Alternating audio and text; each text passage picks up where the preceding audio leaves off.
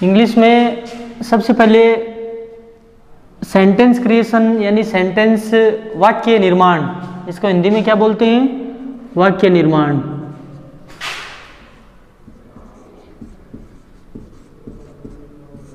जब तक अपन वाक्य निर्माण नहीं सीखेंगे तब तक इंग्लिश में क्या है, अपन आगे नहीं बढ़ सकते। यानी सेंटेंस क्रिएशन के लिए सबसे पहले अपने को, क्योंकि सेंटेंस कई चीज़ों से मिलकर बना होता है, जैसे सब्जेक्ट है, हेल्पिंग वर्ब है, मेन वर्ब है, ऑब्जेक्ट है, प्लस अदर वर्ड बोल सकते हैं जिसको, यानी इन चीज़ों से मिलकर बना होता है। यानी ये अदर वर्ड के अंदर आर्टिकल भी आ सकता है, प्रीपोजिशन भी आ सकता है, डिटरमिनर्स भी आ सकता है, या कोई कनेक्टिव वर्ड भी आ सकता है, जैसे both and, neither NOR, either और। यानी इन सभी चीज़ों से मिलकर सेंटेंस का ये निर्माण होता है। तो आज अपन बात करते हैं, एक होती है इंग्लिश में फाइनाइट वर्ब, एक तो होती है फाइनाइट वर्ब और एक होती है infinite verb.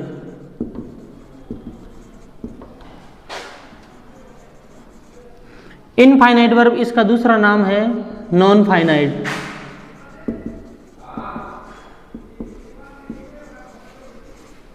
Non finite verb भी कहते हैं इसको।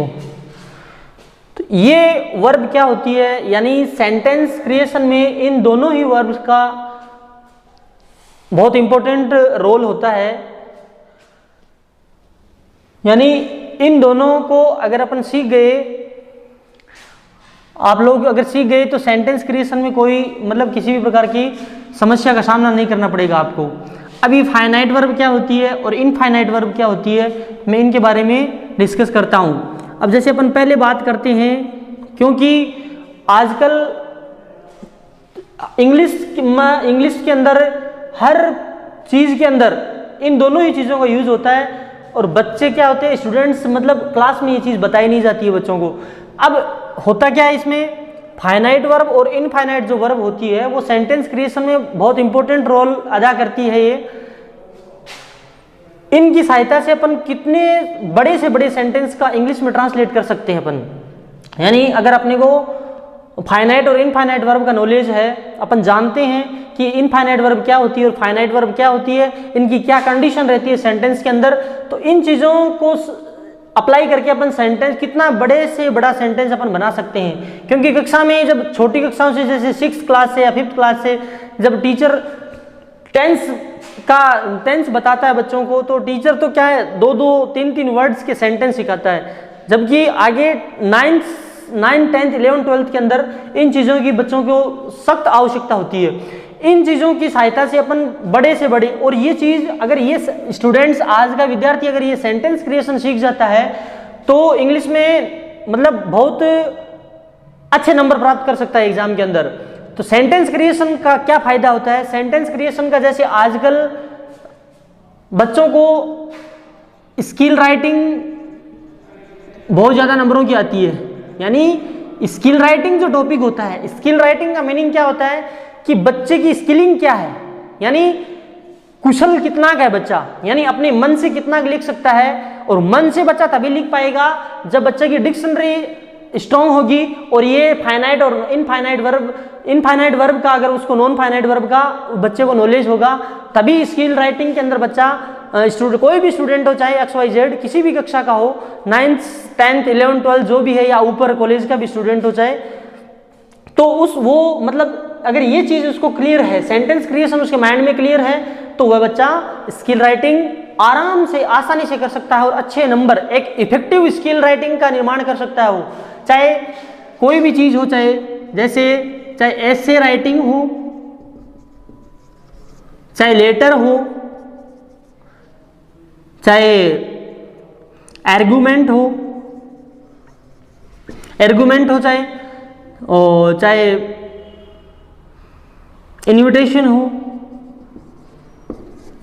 हो, चाहे नोटिस हो, चाहे इन सभी चीज़ों के अंदर चाहे आर्टिकल हो, चाहे स्पीच हो,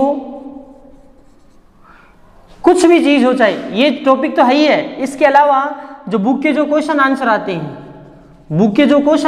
हैं, इन सभी चीजों में बच्चा क्या करता है, स्टूडेंट क्या करता है, चीजों को रटने की कोशिश करता है। जैसे क्लास में सर ने मान लो 10 लेटर बता दिए, तो बच्चा उन 10 पत्रों को रटने की कोशिश करेगा। अगर आपके पास ये चीज है, ठीक है ना, अगर फाइनाइट और इनफाइनाइट वर्ब की सहायता से आपको सेंटेंस क्रिएशन, अगर वाक्य निर्माण करना आता है, तो आप इन चीजों को रटने की बजाय है ना, केवल चीजों का टाइटल देखोगे और टाइटल के अंदर अपने को क्या सबमिट करना है, उन चीजों को मतलब जो समराइजेशन होगा। अब जैसे पैसेज में आता है समरी और नोट मेकिंग, इन सभी चीजों के अंदर ये सेंटेंस क्रिएशन काम आती है। और ये सभी चीजें किस में आती है, स्किल राइटिंग के अंदर आती है। बच्चे सेंटेंस क्रिएशन का पूर्ण रूप से नॉलेज होता नहीं है और बच्चे क्या करते हैं, इन चीजों को रटने की कोशिश करते हैं। और यही चीजें क्या होती है, ये चीजें 9 से लेकर 12 तक लगभग 40 से 45 नंबर की आती है। 80 नंबर का जो पेपर होता है उसमें 40 से 45 नंबर की ये चीजें आती है। और इन चीजों में इस चीज का बहुत इंपॉर्टेंट रोल होता है। अब मैं बात करता हूं, अब वो होता क्या है ये देखते हैं अपन।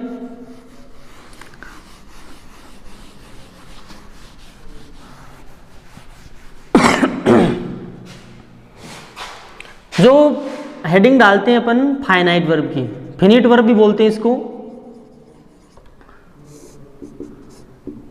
फाइनाइट वर्ब की मैं डेफिनेशन बताता हूं कि ऐसी क्रिया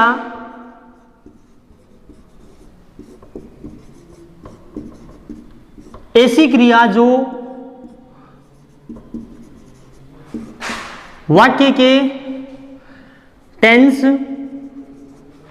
तथा सब्जेक्ट, टेंस को हिंदी में काल कहते हैं और सब्जेक्ट को हिंदी में क्या कहते हैं, कर्ता, के अनुसार, ऐसी क्रिया जो वाक्य के टेंस तथा सब्जेक्ट के अनुसार अपना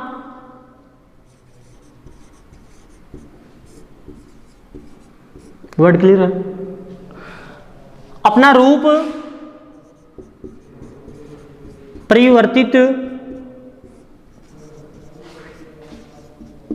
कर लेती है। वो क्रिया कौन सी होती है,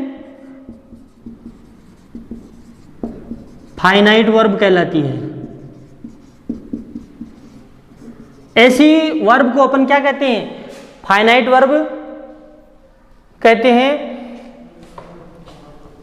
अब एक चीज तो ये होगी, इसकी डेफिनेशन हो गई, और इसमें दूसरी चीज मैं आपको कंडीशन बता देता हूं।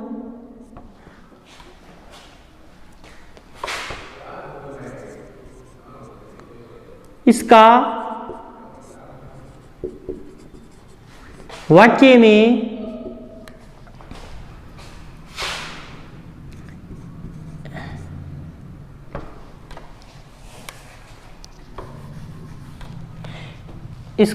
में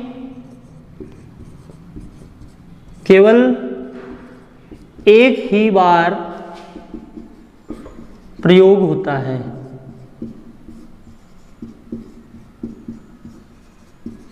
है। ये पहचानी है इसकी डेफिनेशन, इसकी फाइनाइट वर्ब की। तीसरी कंडीशन होती है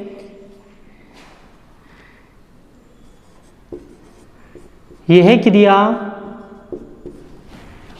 क्रिया वाक्य में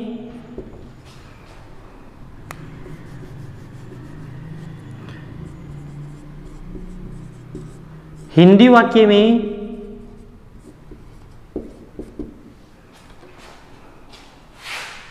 हमेशा पहचान के साथ में प्रयुक्त होती है। ये इस फाइनाइट वर्ब की डेफिनेशन मान लो या विशेषताएं मान लो, यानी इन तीनों ही चीजों के रूप में ये वाक्य में प्रयुक्त होती है। यानी ये क्रिया हमेशा वाक्य के टेंस और सब्जेक्ट के अनुसार अपना रूप परिवर्तित कर लेती है और इसका वाक्य में केवल एक ही बार प्रयोग होता है और यह क्रिया हिंदी वाक्य में हमेशा पहचान के साथ में प्रयुक्त होती है।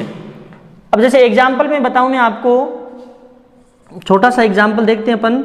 जैसे मैंने कहा कि हम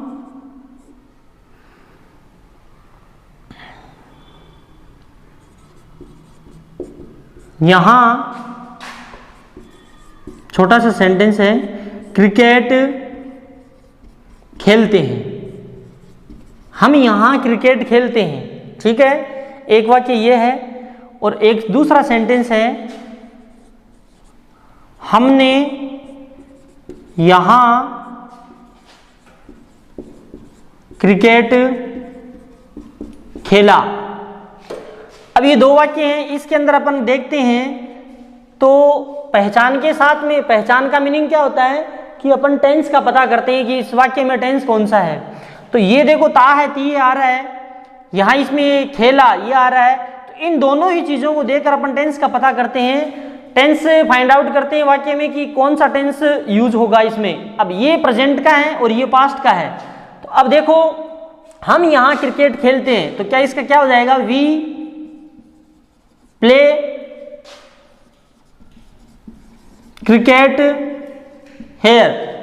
और यहां ये प्रेजेंट सिंपल का है, इसलिए सब्जेक्ट प्लूरल है, प्लूरल सब्जेक्ट के साथ में हमेशा V1 का प्रयोग होता है, इसलिए मैंने V1 प्ले यूज किया है। अगर यहां ये होता मैं यहां क्रिकेट खेलता हूं या वह यहां क्रिकेट खेलता है, तो ही प्लेज आ जाता है यहां, यानी एक वचन कर्ता के साथ में एक वचन क्रिया हमेशा वर्ब में सेंटेंस में यूज होती है। अब सेकेंड सेंटेंस है, हमने यहां क्रिकेट खेला, तो यहां इसका टेंस चेंज हो गया, वी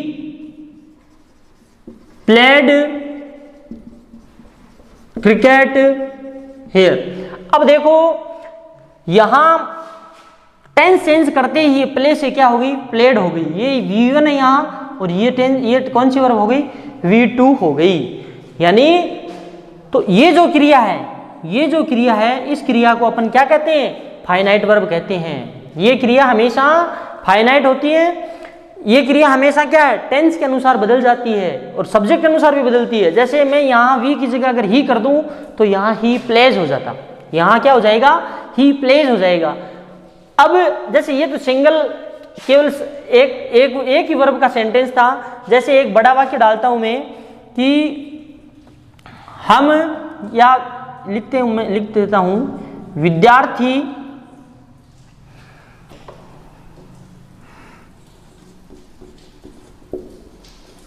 अंग्रेजी सीखने के लिए दिन रात मेहनत करते हैं।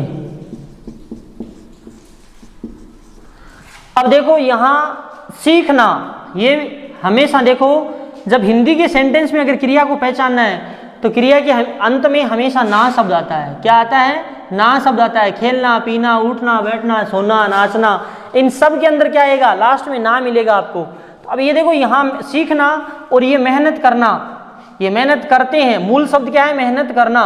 तो ये दो वर्ब आ गई। अब मैं आपको अगर पूछूं कि ये इसमें फाइनाइट वर्ब कौन सी है और इनफाइनाइट वर्ब कौन सी है, तो आपको पहले पता ये करना, ये तीन चीज आपके माइंड में क्लियर होनी चाहिए कि मैंने बताया है कि ये क्रिया हिंदी वाक्य में हमेशा पहचान के साथ में प्रयुक्त होती है। अब ये क्रिया तो क्या है, यहाँ ऑब्जेक्ट के साथ में है, सब्जेक्ट और ऑब्जेक्ट के साथ में आ रही है, अंग्रेजी सीखना, ठीक है। लेकिन ये जो मेहनत करना है, जो ये वर्क हार्ड है, ये पहचान के साथ में ये प्रयुक्त हो रही है। इसका मतलब ये जो वर्क हार्ड है, ये क्रिया कौन सी है, फाइनाइट वर्ब है ये, और ये क्रिया कौन सी है, ये इनफाइनाइट वर्ब है। अब देखो इस सेंटेंस का इंग्लिश में ट्रांसलेट करते हैं अपन, तो क्या हो जाएगा, हिंदी में सेंटेंस क्रिएशन का एक रूल होता है कि अगर हिंदी से इंग्लिश में कन्वर्ट करते हैं तो सबसे पहले सब्जेक्ट लिखो। आप सब्जेक्ट लिख दिया, जैसे स्टूडेंट्स, ठीक है। उसके बाद में अगर आपके पास हेल्पिंग वर्ब यूज करनी है आपको, अगर हेल्पिंग वर्ब यूज नहीं कर रहे हो, सीधा मेन वर्ब ला रहे हो टेंस के अनुसार, तो वाक्य हमेशा पीछे से बनता है। यानी लास्ट से फर्स्ट की ओर चलते हैं, इधर से इधर की ओर चलते हैं। और अगर इंग्लिश का सेंटेंस दिया हुआ है और उसको हिंदी में ट्रांसलेट करना है तो फर्स्ट से लास्ट की ओर चलते हैं। ये ट्रांसलेशन का रूल होता है। अब देखो यहां वर्ब क्या है, मेहनत करना। अब विद्यार्थी एक से ज्यादा है, इसलिए सिंपल टेंस है, सिंपल प्रेजेंट टेंस का सेंटेंस है ये।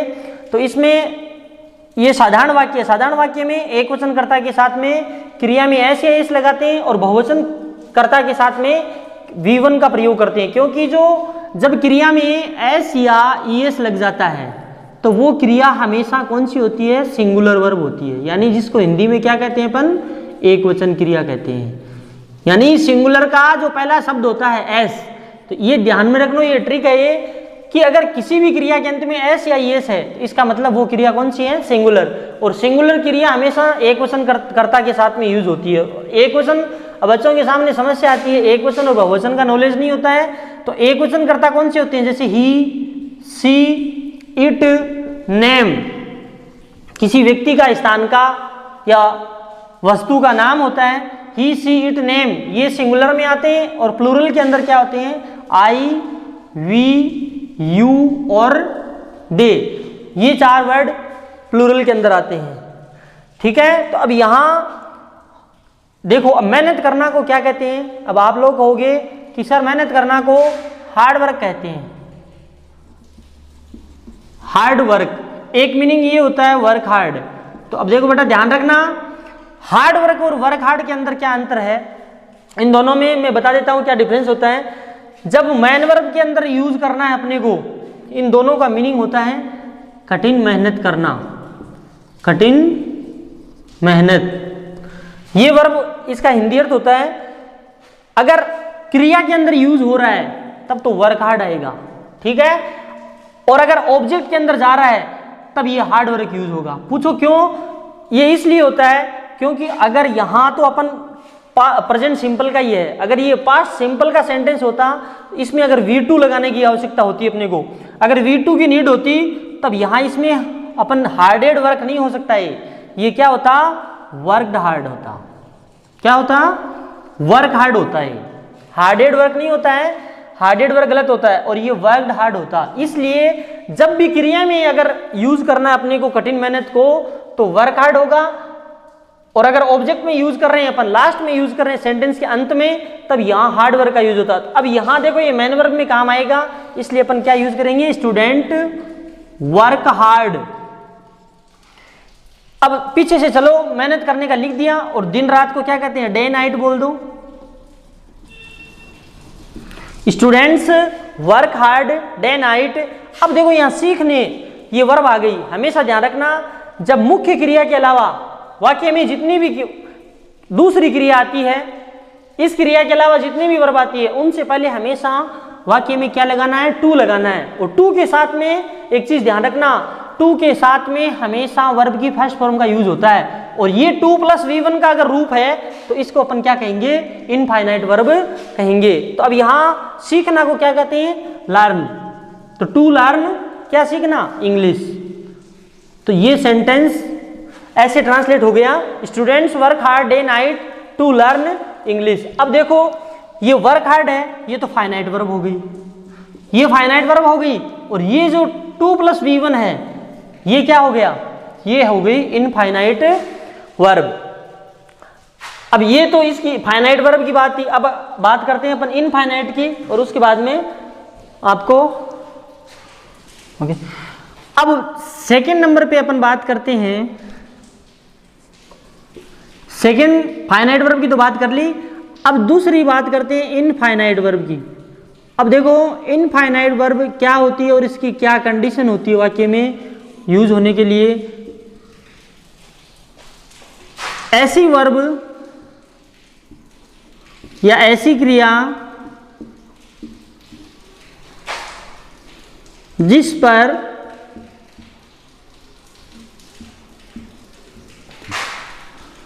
पर टेंस, जिसको हिंदी में काल कहते हैं, काल तथा सब्जेक्ट जिसको अपन हिंदी में बोलते हैं कर्ता, यानी ऐसी क्रिया जिस पर टेंस तथा सब्जेक्ट का कोई इफेक्ट नहीं हो, यानी कोई प्रभाव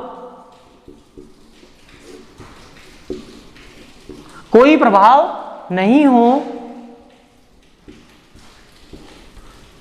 नॉन फाइनाइट या इनफाइनाइट वर्ब कहलाती है।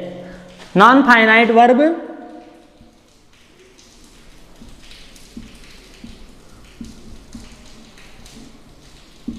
कहलाती है, यानी ऐसी इनफाइनाइट वर्ब ऐसी क्रिया जिस पर टेंस यानी वाक्य के टेंस और सब्जेक्ट का कोई प्रभाव नहीं हो, नॉन फाइनाइट वर्ब कहलाती है। एक चीज तो ये हो गई, और दूसरी है, अब मैंने आपको फाइनाइट वर्ब में बताया था बेटा कि जो फाइनाइट वर्ब होती है वो वाक्य में हमें मतलब वाक्य में एक ही बार प्रयोग में ली जाती है, और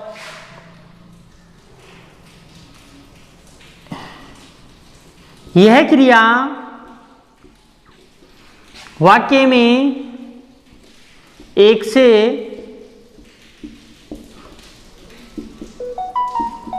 से अधिक भी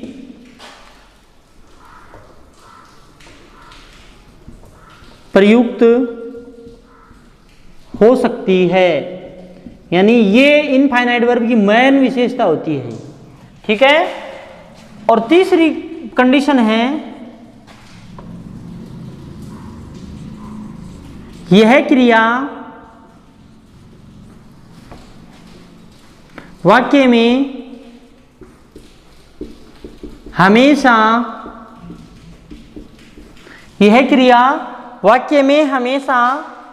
2 + V1, ये इसका मेथड रहता है। ये क्रिया वाक्य में हमेशा 2 + V1 के रूप में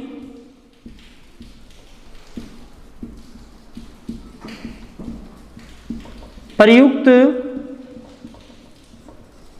होती है, यानी ये तीन कंडीशन इसकी भी 3 कंडीशन ही है। यानी इनफाइनाइट वर्ब क्या होती है? ऐसी क्रिया जिस पर टेंस तथा सब्जेक्ट का कोई प्रभाव नहीं हो, नॉन फाइनाइट वर्ब या इनफाइनाइट वर्ब कहलाती है। यहां मैंने नॉन लिख दिया है, कंफ्यूज मत होना, यानी इसका दूसरा नाम नॉन फाइनाइट वर्ब भी होता है। ठीक है, दोनों ही है। यह क्रिया वाक्य में एक से अधिक भी प्रयुक्त हो सकती है, यानी एक से ज्यादा बार भी आ सकती है। और यह जब भी फाइनाइट वर्ब थी ना, वो केवल एक ही बार आ सकती थी, और वो क्रिया उस पर टेंस और सब्जेक्ट का प्रभाव भी पड़ता था, यानी बदल जाती थी। यह क्रिया वाक्य में हमेशा 2 + V1 के रूप में प्रयुक्त होती है, यानी ये इसका सेंटेंस स्ट्रक्चर रहता है वाक्य के अंदर। जैसे यहां मैंने सेंटेंस डाला, एक छोटा सा सेंटेंस बताता हूं पहले कि खिलाड़ी जीतने के लिए खेलते हैं,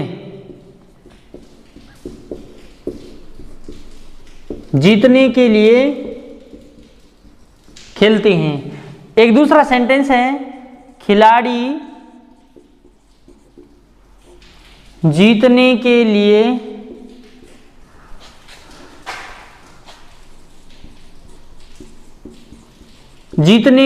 खेले। अब देखो मैंने टेंस परिवर्तन कर दिया है, यहां खेलते हैं और यहां खेले, ये प्रेजेंट है और ये पास्ट है।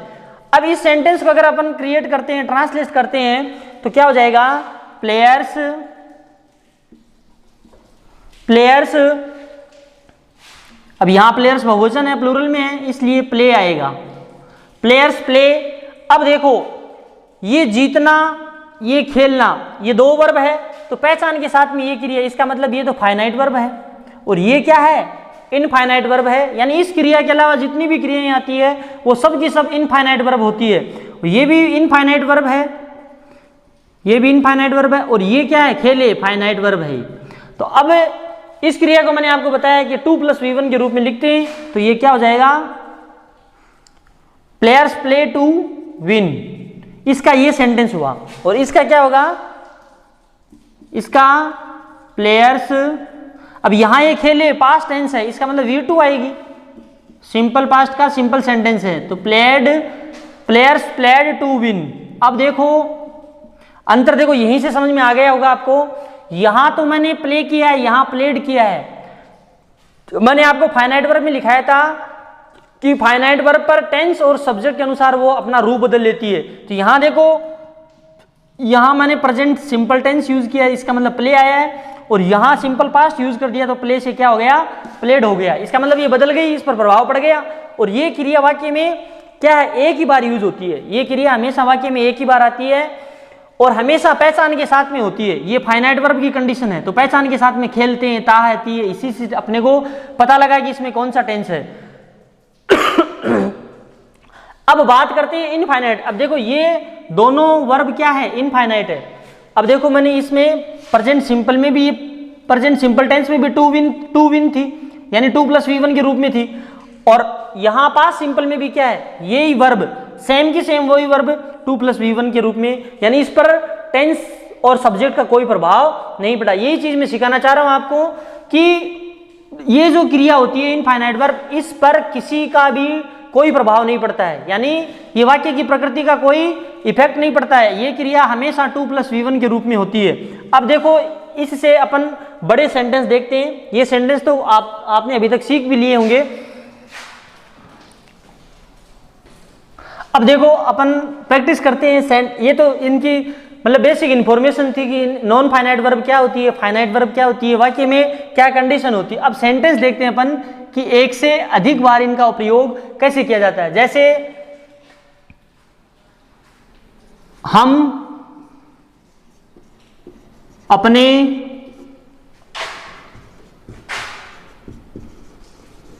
विद्यार्थी जीवन को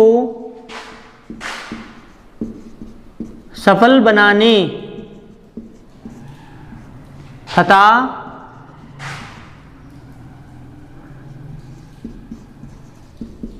शिक्षा के क्षेत्र में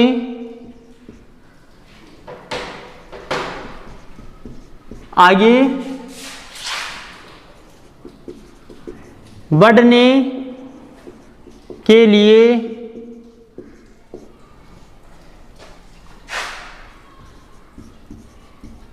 विद्वान लोगों के साथ मिलकर, विद्वान लोगों के साथ मिलकर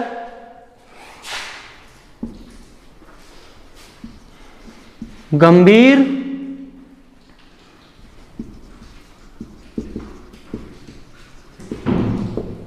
समस्याओं पर विचार विमर्श करते हैं। अब ये इतना बड़ा सेंटेंस है, इसको अपने को इंग्लिश में ट्रांसलेट करना है। तो अब देखो यहां पहले आप वर्ब देखो, वर्ब कितनी है। ये देखो विचार विमर्श करना, ये पहचान के साथ में, इसका मतलब ये कौन सी क्रिया है, फाइनाइट वर्ब है। इसको क्या कहेंगे, फाइनाइट वर्ब। इसके अलावा कितनी वर्ब है, देखो मिलकर ये वर्ब आ गई, और एक ही आगे बढ़ना ये वर्ब आ गई, एक है सफल बनाना। यानी इस क्रिया के अलावा वाक्य में 3 क्रिया और है। तो वो तीनों क्रिया कौन सी है, ये भी इनफाइनाइट वर्ब है, ये भी इनफाइनाइट वर्ब है, और ये एक मिलना, ये भी इनफाइनाइट वर्ब है। अब चाहे वाक्य को कैसे तोड़ मरोड़ के रख दो, चाहे टेंस बदल दो, चाहे सब्जेक्ट बदल दो, ये क्रिया जरूर बदल जाएगी। अब यहां करते हैं प्रेजेंट सिंपल टेंस है, तो ये यहां तो V1 में यूज होगी, लेकिन पास्ट सिंपल में जाते ही ये क्रिया क्या हो जाती है, V2 में चेंज हो जाएगी। लेकिन ये जो सफल बनाना, आगे बढ़ना और मिलना, ये तीनों क्रियाएं एज इट इज रहेगी वाक्य के अंदर, चाहे कैसे भी वाक्य को आगे पीछे कर दो चाहे आप। अब देखो वाक्य का निर्माण कैसे करते हैं, यही सेंटेंस में, यही चीज मैं आपको सिखाने का प्रयास कर रहा हूं। अब जैसे सबसे पहले वाक्य में आपको पता है सब्जेक्ट आता है, उसके बाद में अगर हेल्पिंग वर्ब है तो हेल्पिंग वर्ब लगा दो, अन्यथा मैन वर्ब लगा दो, आगे बाद में कॉम्प्लीमेंट आता है। तो यहां सब्जेक्ट क्या है अपने पास, वी, क्या है, वी।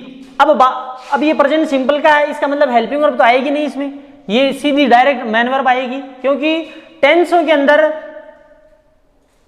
वैसे टेंस 2 ही होते हैं, प्रेजेंट टेंस होता है और पास्ट टेंस होता है। फ्यूचर टेंस तो टीचर पढ़ाने को पढ़ाता जरूर है, लेकिन फ्यूचर टेंस का कोई एग्जिस्टेंस नहीं होता है, अस्तित्व नहीं होता है, क्योंकि प्रेजेंट से ही फ्यूचर टेंस का निर्माण हुआ है। इसलिए टेंसों को केवल दो ही श्रेणी होती है, प्रेजेंट और पास्ट।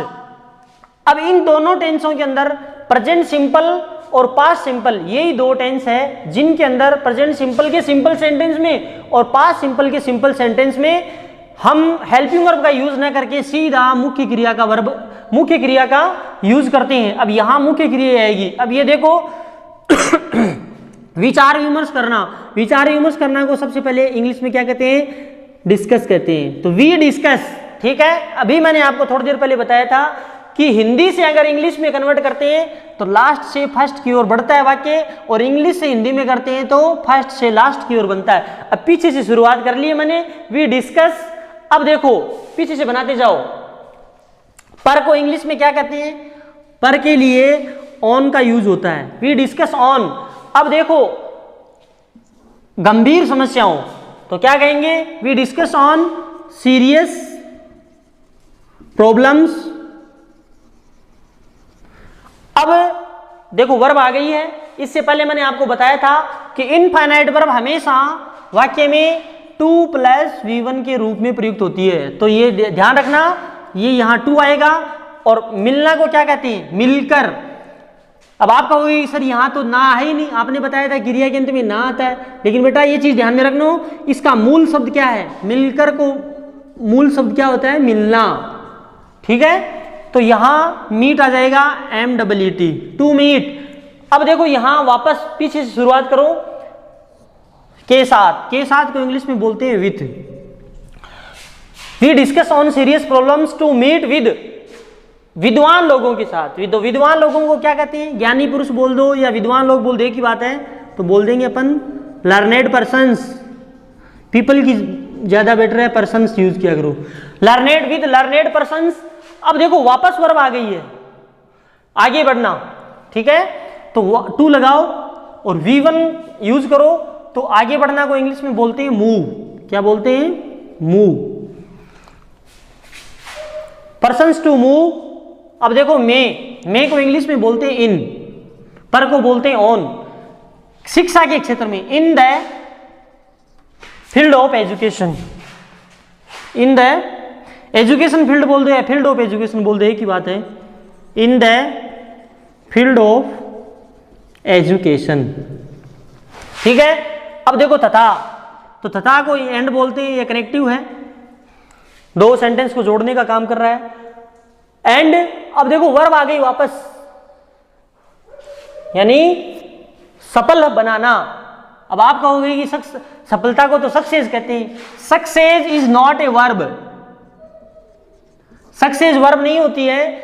सफल बनाना यानी SUCCED, सक्सीड, ये वर्ब होती है। वो नाउन होता है सफलता प्राप्त करना, और ये सफल होना या सफल बनना ये सक्सीड वर्ब होती है। तो टू सक्सीड, क्योंकि ये फाइनाइट वर्ब है, इनफाइनाइट वर्ब है, इसलिए 2 + V1 के रूप में लिखना है, टू सक्सीड। अब ऑफ, का के की को क्या कहते हैं? ऑफ। ये ध्यान रखना, का के की को ऑफ कहते हैं, और मे को इन कहते हैं, और पर को इंग्लिश में ऑन कहते हैं। के लिए को फॉर भी होता है और टू भी होता है। ऑफ अपने विद्यार्थी जीवन। अब देखो अपने का मीनिंग क्या होता है? अपने का मीनिंग सब्जेक्ट के अनुसार होता है। यदि आपके पास वी है सब्जेक्ट, तब अपने का मीनिंग आवर होगा। यदि आपके पास आई है तब माई होगा। अब आप कहोगे सर माई का तो मेरा होता है, मेरा नहीं होता है। सेंटेंस में अगर अपने का मीनिंग आता है और आपके पास if you have subject of I, तो आपको अपने का मीनिंग क्या यूज करना पड़ेगा? माई। अगर यहां सी है तब हर हो जाएगा। ये नोट कर लो आप, मैं लिखा देता हूं, साइड में नोट डाउन कर लेना। यदि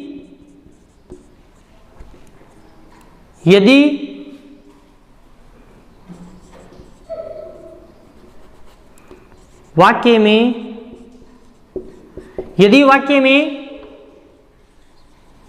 सब्जेक्ट आई है तो अपने का मीनिंग क्या होगा? माई होगा। यदि वी है आपके पास तब आवर होगा। यदि ही है, यदि आपके पास ही है तब अपने का मीनिंग क्या होगा, हिज होगा। यदि आपके पास सी है तब हर होगा। यदि आपके पास यू है, ऑब्जेक्ट सब्जेक्ट में यू है, तब अपने का मीनिंग होगा योर। यदि आपके पास दे है तब देयर हो जाएगा। क्या हो जाएगा, देयर। यदि आपके पास इट है, यदि आपके पास इट है तब इसका मीनिंग हो जाएगा इट्स हो जाएगा। ये अपने का मीनिंग होता है, ये नोट कर लेना ये चीज, ठीक है। यदि वाक्य में सब्जेक्ट आई है तो अपने का मीनिंग क्या होगा, माई होगा। यदि वी है तब आवर होगा, ही है तो हिज हो जाएगा, और सी है तो हर हो जाएगा, और यू है तो योर हो जाएगा, और दे है तो देयर, और इट का क्या हो जाएगा, इट्स हो जाएगा। यानी ये अपने का मीनिंग होता है, तो ये चीज आपको ध्यान रखनी है। अब देखो वाक्य में चलते हैं वापस।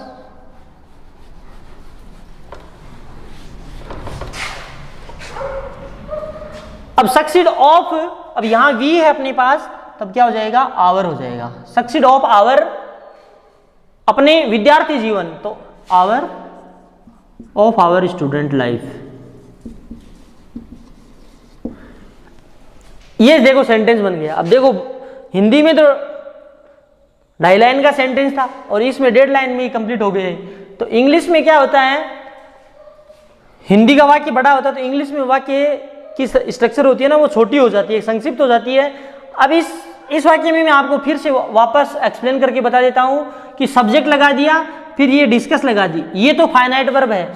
उसके बाद में ये देखो 2 प्लस मीट, यहां 2 प्लस V1 टू मूव, ये 2 सक्सीड हो गया। ये जो 1 नंबर, ये 3 नंबर और ये 2 नंबर। अब ये तीनों क्रियाएं क्या है, इनफाइनाइट वर्ब है, ये नॉन फाइनाइट वर्ब बोलते हैं जिसको, ये है। और ये डिस्कस अकेली क्या है, फाइनाइट वर्ब। अब इसी सेंटेंस को अगर मैं ये बोल दूं कि हम अपने विद्यार्थी जीवन को सफल बनाने तथा शिक्षा के क्षेत्र में आगे बढ़ने के लिए विद्वान लोगों के साथ मिलकर गंभीर समस्याओं पर विचार विमर्श करेंगे। अगर मैं यहाँ करते हैं की जगह यहाँ करेंगे लगा दूं तो ये यहाँ डिस्कस कैंसिल आउट हो जाएगा यहाँ से, और यहाँ हो जाएगा वी विल लगा दो चाहे शैल लगा दो, एक ही बात है। We will discuss, we will discuss, फिर ये यहां से शुरू हो जाएगा वाक्य वापस, we will discuss on serious. अब ये देखो करेंगे करते ही टेंस फ्यूचर हो गया, तो इसका मतलब ये डिस्कस V1 की जगह शैल विल प्लस V1 का यूज कर दिया। अब ये तो बदल गई, लेकिन इन क्रियाओं पर कोई प्रभाव नहीं पड़ेगा। वाक्य आगे का जो सेंटेंस है वो एज इट इज रहेगा, ये वो सेंटेंस, ठीक है।